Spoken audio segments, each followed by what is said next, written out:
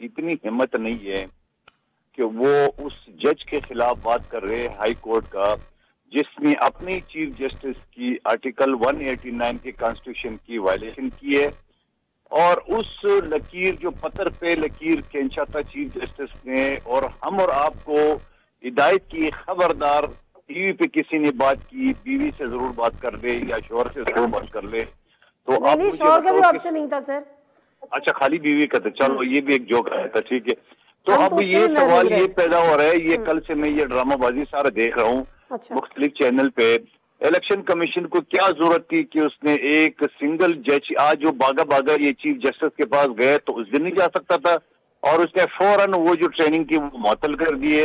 اور کیا میں سوال رکھ رہا ہوں چیف جسٹس آف پاکستان کے سامنے کہ آپ کی سب آرڈینیٹ جج آپ کی اپنی حمایت تو وہ سرجناس کرتے آ رہے ہیں پچھلے 44 سال سے 77 سال سے، آپ کی اپنی آرڈر کی جو وائلیشن کی ہے اس کو کوئی پوچھنے والا نہیں ہے.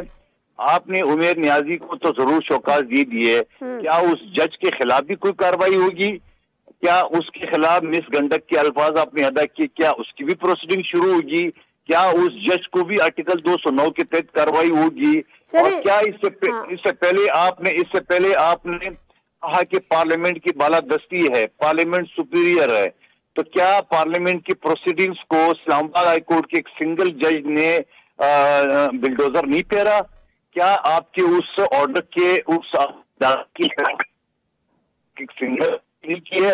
اب اس کے بعد ایک سنگل جج لاہور نے کی